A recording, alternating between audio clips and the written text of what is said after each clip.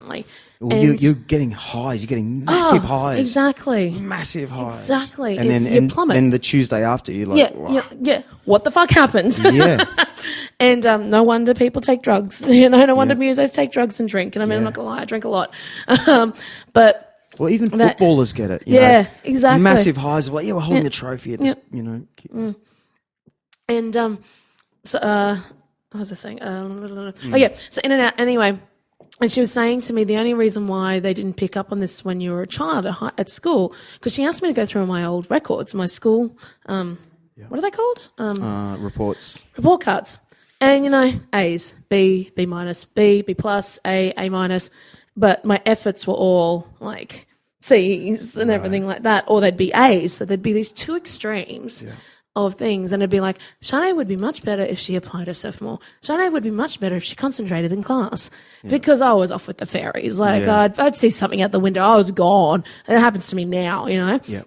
And she said the only reason why they didn't pick up on this when you were a child is because you were... They didn't think that way. No, because it was different, She's fine. She's not failing. Yeah. She's above average student. Yeah. Anyway, so that was a revelation. But then prior to that 3 years, like I've been on antidepressants for the last 3 years, which has been working, which has been great. Yeah. And I just got off them. Oh, did you really? If I can reveal back to you. Yeah. That's awesome. Yeah, so that stuff helped me, and I've found a spot to get off them. And that's great. See, I mean, I unfortunately haven't found that spot yet, but it might get there, it might not. If I have to rely on it, cool, so be it. And it's helped me an incredible amount. That's better. Yeah. My mother would be proud. Oh, proud. Yeah, proud. No, so me and my grandmother. So, where was I going? Yeah, so this year, and also, just with everything that has happened, it does happen. I mean, life, it's just, it can really fuck you up sometimes. Yeah. It really does. And getting back to the auditioning thing, getting back to the music thing, you're consistently putting yourself out there. Yeah. Of course it's going to wear away on you. Yeah. Of course. Small amount by small amount by small amount. And it gets sometimes I feel freaking, I don't want to get out of bed. I am done with everything.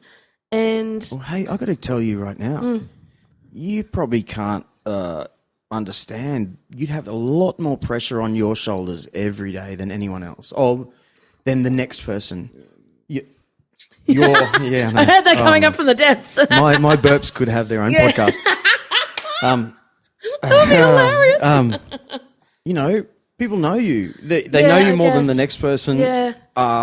You're doing something where people are trying to knock you down all the time. Of course. And you're auditioning. Yep. And so you're putting on a front right now. Yep. Let's face it. You're like, no, I can do that. I can do this. I can do this. Yep. So meanwhile, there's my friend who works over here at the chicken shop. Sweetheart girl, and her job is just to do this, but it's delicious. You know what I mean? That's the normal life. Yeah. If we came from sort of cave people, where we just had to live in this sort of village. Yeah, that's it. You hunt and gather, and that's it. And have children. That's pretty much it. And this is the other thing is also I'm finding it hard. It's like I'm 34 now, and I've had so many people that I want to give you babies. Oh no, thank God that hasn't happened. Yeah, a lot of gay men are like, so will you be the surrogate? I'm like, fucking no. I am not carrying children. Okay. I wouldn't be able to drink for starters. Yeah, right. And I wouldn't be able to eat sashimi. So that's going out the window right now. But it's just, I find people that I kind of know, not that don't really know me, but kind of know me. I've had a few incidents where they're just like, so, blah, blah, blah, children. And I'm like, why? Yeah, I'm 34, big fucking deal. Yeah. And then I say, well, my mother was 43 when she had me. My grandmother was 41 when she had my mother way back in 1930-something. Yeah. So you know what? If I'm going to have children, and especially I don't really want to be bringing children in this world right now because it's just fucked. It's all sorts of fucked. Yeah. And just... That's another kind of pressure which people kind of forget about as well. It's like society has this other mentality that, oh, you're of this age, you should be doing this. You should have a full-time job. Why are you still chasing after a dream? Why not? Yeah. I don't have to have a child. I don't have to have a family. Why the fuck should I? I'm still trying to better myself. I'm still trying to work towards what I want. Yeah. And if anything, I'm so grateful my parents had me when they were older. because they had their life experiences to share with me, and then they could concentrate all their energy and everything on me and bring me up, you know? So. Yeah, and see, a whole lot of people would die for some of the life that you've lived, right? Really? I know, which I find quite weird. But anyway, even though, you know, I still sleep the same way as everybody else. Well, maybe probably not the same way. Well, if you had kids at 24, 6, 8, it just wouldn't happen that way. Exactly. You get so busy. Yeah. Do you know my high school mate, Grant Fitzpatrick? So my best mate from school, we learnt guitar together, and then we met our mate for a year above us. And then we spent pretty much 10 years, the next 10 years of our life. Well, he's in the Cult now. He's the bass player in the Cult. What? Yeah. That's awesome. Yeah. That's it. I could only just tell people last week. Wow. And you know the Cult, yeah, right? that's huge. He's lived his whole life he moved to America after he was in our band. Yep. No kids. He has this I don't want kids. I really don't. I'm not. He was never serious about ladies in his life, you know, or he never cared about home too much. He could actually travel all the time in bands, and it takes a certain kind of person to think that way. It does. And they're the people that colour our world. Yeah, right? it's so true. You know what I mean? It's so true. And it's the homely people. It don't be the homely people that are asking you. They can't understand. But they're not colouring our world generally. It's the normal, as you said, like the chicken shop person, where I just kind of go, well, to me, what I do is normal. Like that's the world that I grew up in. Yeah. Of being picked up by my father at 1 o'clock in the morning from family friends' places, and him smelling like makeup and and cologne, because it's just like glitter. Yeah, pretty much. Yeah. And it was just strange, and he'd be like in a suit, in a 3-piece suit and stuff like this. Excellent. And, and that's what I know, and that's what I remember. Yeah. And it's just but to other people that would just be, what?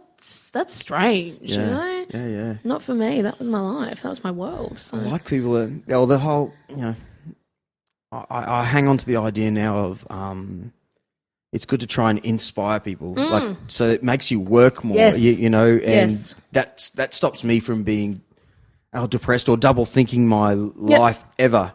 It's like, no, actually, I really like this, and if I work enough at it, it may inspire someone to think, wow, he's just always at this. You know, he's always doing something like that, and it sort of takes all the demons are gone, because I've flat out have stopped caring about what people think about it, because I'm thinking about the other guys that are caring. And that's the thing, and I did that probably a couple of years ago now. Like, I reckon maybe just after the Big Brother thing, I'm just like, stuff this shit. Like, I don't give a crap anymore. I mean, I kind of didn't, but I always...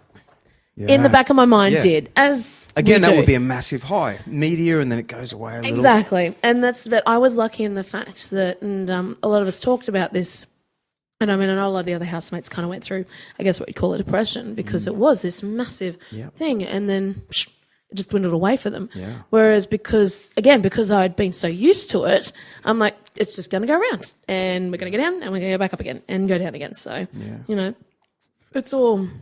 it is what it is. So, it's a weird world, weird and fascinating world. Are you still on the wall at Draculas? Yes. Yeah. I think. What an achievement. You know what I mean? You don't understand. You could never, I'm sure you went, oh my God. Well, I'm from Burleigh, and now there's a 20-foot, well, they came 10-meter picture of myself. They came to me, obviously, with the new show. The last show that I did was with the new show, and they said to me, we want you to be the face of the new show. And that was on the side billboard as well then. And I was like, oh yeah, cool. And I thought it was just the advertising, but not on the actual freaking walls. The wall. Anyway, I got to our dress rehearsal night, which is always the Monday night. And Richard, our cast manager, goes, do you just want to just don't be freaked out when you get in here. And here's my giant freaking head on the side of the wall. And I'm like, holy shit. And they put the massive big ones at the front as well. I'm like, I was just standing there going, the fuck is going on? I wasn't expecting it. And that's been there like 3 years. Yeah, 3 years now. Yeah. And I'm just kind of like, that's kind of cool. I kind of like this. Yeah. So, but it was funny because Big Brother wasn't even a thing then. Right. Nothing had even happened with that, which is the funniest, which is really strange. Right. And then it wasn't until 2 weeks into the show that all the Big Brother stuff started happening. And here I am on the fucking billboards already. It was just, it was really weird, you know, like the preempting with the advertising and stuff for Drax. And, you know, I was on the internet banners and stuff like this. It's just funny, you know, it's funny how the world works and the universe works. So, but even, and there's, again, there'd be pressure on you just because of that. Like, that, you know,